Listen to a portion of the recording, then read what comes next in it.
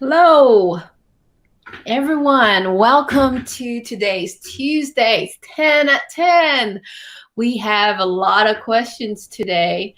So, hopefully, you are not stir crazy, staying at home, doing remote work. I am here today to still answer all your questions, regardless of where you are. Okay. If you have any more questions, go to our website, bakerpedia.com, and basically type in any of the comment sections, and I will get back to you every Tuesday here at 10, around the 10 o'clock hour, and I'll answer questions for 10 minutes. Okay, so all right, let's go on to what's our first question today. Here you go. On from our water activity page, I would like to know what the standard water activity and moisture content for white pita bread is. I found some information on tortilla, but not on pita bread. So basically, it's about the same because tortilla is such a thin and drier bread. The water activity is going to be lesser than pita bread, okay, but not much more. Pita, tortilla, even whole pan breads, artisan breads, they pretty much all have very similar water activity. It's definitely above 0.85, okay, and you definitely need to use some form of antimicrobial if you want a longer shelf life. So water activity is for two things, all right? And this whole session today, I'm going to really emphasize on these two things, which is antimicrobial activity, water migration. Okay, so remember these two things with water activity. For this particular question, it's antimicrobials. You have to use antimicrobials in there, okay?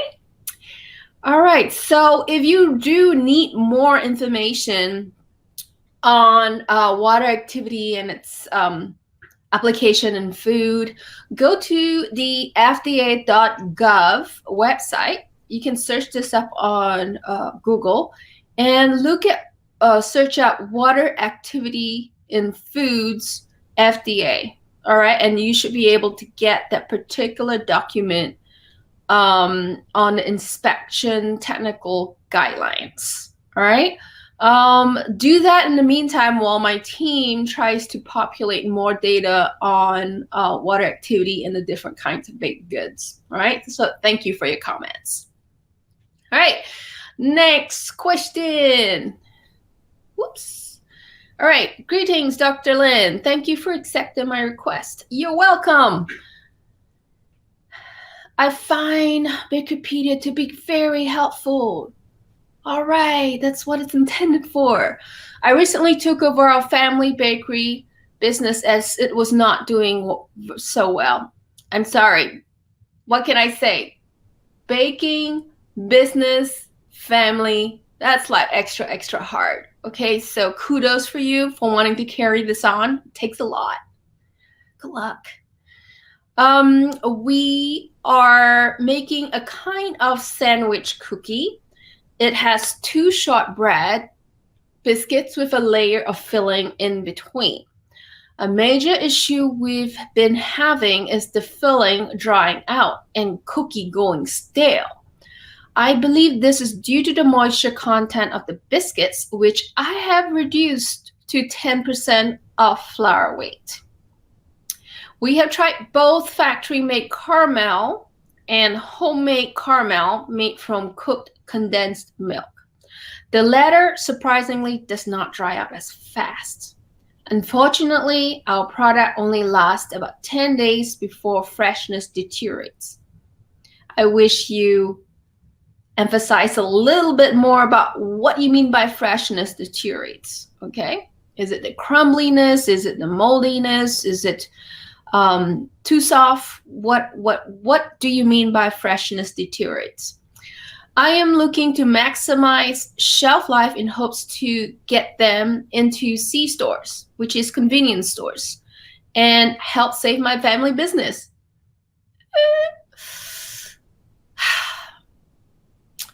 All right. I'm so sorry about that. I feel for you. This is tough. My question is, will adding potassium sorbate to the biscuits help extend shelf life? Or is the moisture migration issue between the caramel and biscuit a more complex one? I apologize in advance if this is not the appropriate method of contact. No, please don't apologize. This is the right way to contact me. I tried to reach you through YouTube. I love your videos. Your guidance would be greatly appreciated. You are so polite, so thank you so much for being so polite. Believe it or not, this is also a water activity question. All right. So for your situation, because it's a sandwich cookie on both ends and filling, okay, both of them need to have the same water activity. Otherwise, the moisture is going to migrate from the wetter filling to the drier cookie and making the drier cookie softer and chewier, which I am guessing that's what you mean by loss of freshness. Okay, so remember that, okay? So for here, there are two aspects to your shelf life, okay? Microbial and textural. Microbial is addressed in my episode on YouTube, episode 26, so please go take a look at that. And texture and how it goes soft over shelf life is what I mentioned before, water migration. So how do you stop water migration? Okay, three things. I want you to remember these three things, okay? Limit the addition of water, liquids, or any form of water in terms of milk, right? The condensed milk, if you limit more of that, you get to add less water into your system, okay? Number two, if you can't limit it, cook it out. Point two, cook out your water, okay? The more you cook out, the more solutes you, the more solute level you increase in the system, okay? Reducing water activity. So more cook out, number two, okay? Number three, add water binders. What are water binders? Water binders are water activity reducers. Okay, add those. So most solutes like honey, milk solids, gums, any kind of sugars or salts, they're all water binders. Okay, add those to reduce the water activity.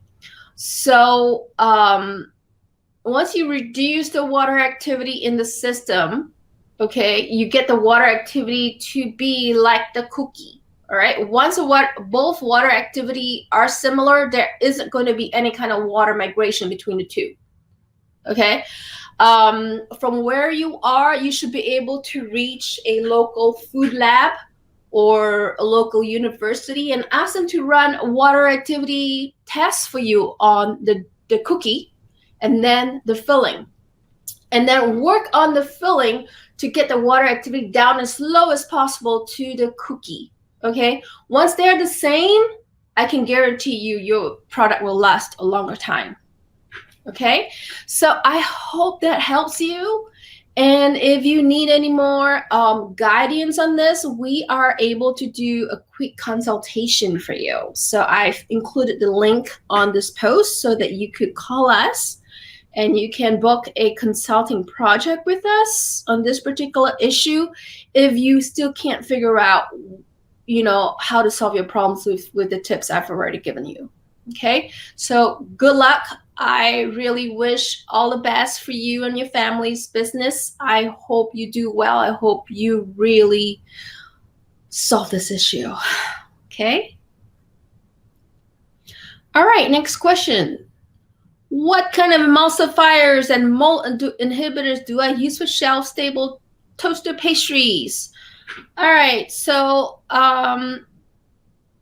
just a kind of note to this kind of questions. I really am a little put off when people just ask questions and don't have manners whatsoever. Hey, listen, I do this for free on Tuesdays. All I ask is you ask politely. Don't demand an answer, and just use your manners like your mother taught you how to. Okay? And I will answer it. Promise. For this particular question, look at episode 26. That's all I got to say. All right? On episode 27, cake texture and shelf life. Hello, I would like to know how to make a moist cake with a moisture crumb like Entenmann's. Thank you. Manners, I love it. You're welcome. So here, episode 27 on Dr. Lynn's YouTube is going to show you how to maximize your cake shelf life. It doesn't tell you how to make a cake like Entenmann's. Okay, I'm not Entenmann. I'm not a product developer for Entenmann. I probably don't know the secrets to Entenmann's, but I can tell you this. Just add more fat and more sugar to anything and makes it taste good and moist. I promise that will happen. Okay? No matter what you do, you go up, with enzymes or whatever, emulsifiers, it's not gonna work as well as just put in more butter. Put in more brown sugar. Man, it's going to taste great. Okay? So good luck on that. Butter and sugar. Butter and sugar. Okay.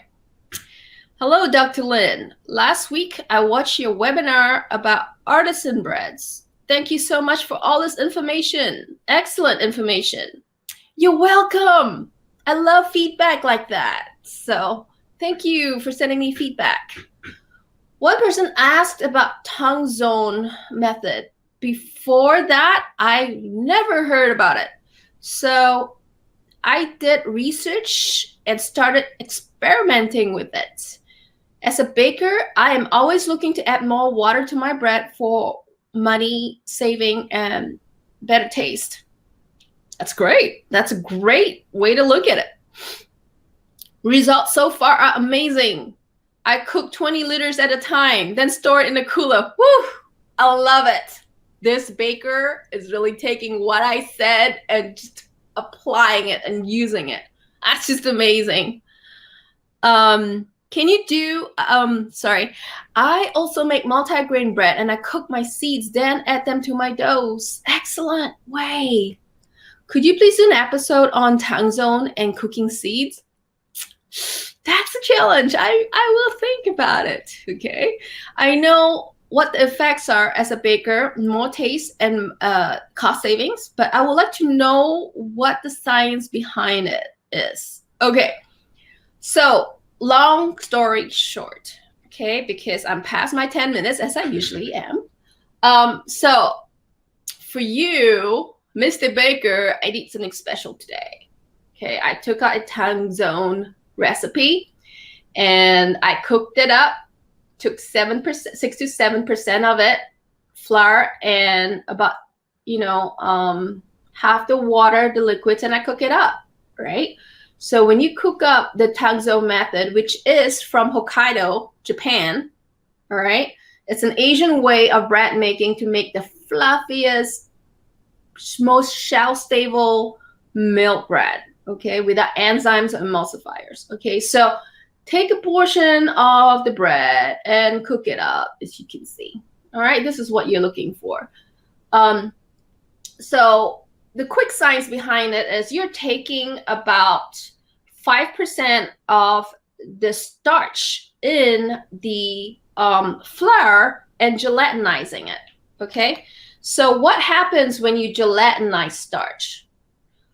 When you gelatinize starch, you pretty much improve the functionality of the starch granules. They open up, they bind more water, they hang on to the water throughout the baking process, and they refuse to let it go. That's why the shelf life is so awesome.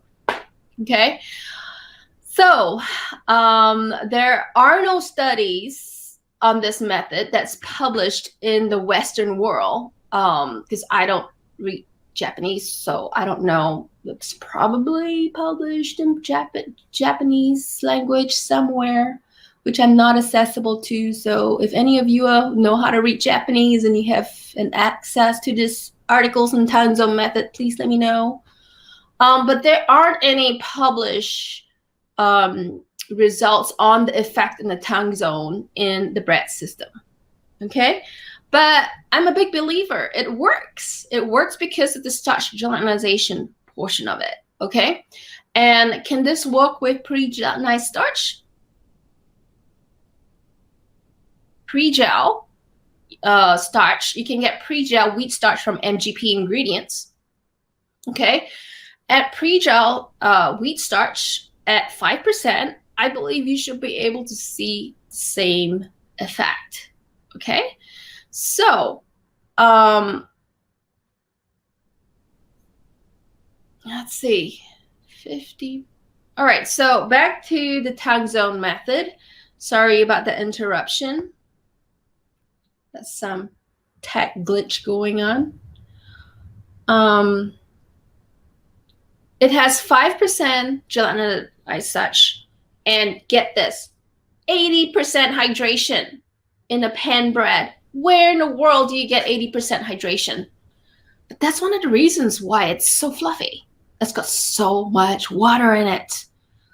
No enzymes, no emulsifiers. Okay. Is it a scalable method? It's not a scalable method. Okay. It's very hard to do high volume on this method. If there's someone else doing it out there, please let me know. But I have not seen this method done on a wholesale level or even an industrial level. So artisan, retail, perfectly fine. You can do 20-liter batches, but once it gets to that high of a volume, you're going to have a hard time cooling down all that starch. Okay, so that's why I'm recommending pre-gel starch if you do, or if you are really, really serious on this. Okay, I would, if I was a product developer, I would definitely look into this technology. All right, I hope that helps. Please feedback any results that you might have on time zone method. I would love to hear about it. Hello, I am Nahid, and I work as an R&D expert in a company that produces cakes. We need a consultant to help us develop our products and formulation on new cakes, toppings, and fillings. I would be grateful if you can help. I'm looking forward to hearing from you. Hey, Ms. Nahid, thank you for reaching out. So I have placed the link for getting in touch with our consultants, and you can reach out to us also on our website under the resource tab to get in touch with our consulting team. Okay. I got a couple of feedback that our site, voice responsive site, Bakerpedia, we launched it last month, is irritating. People don't like the talking from a website. Well, I'm sorry. It's really not for you. It's for people who are visually impaired, who can't see the computer screen very well. That's our number one target. Number two target is for busy people who just want to listen, don't want to read. So they highlight everything and they go about doing their stuff. Okay, so do that. If not, just turn it off. There is a button there that says deny speech. Okay, but this is really beneficial for those two groups of people, and unfortunately, it does irritate a few people. So I just wanted to let you know why it's on there and why it's continuing to be on there. Okay.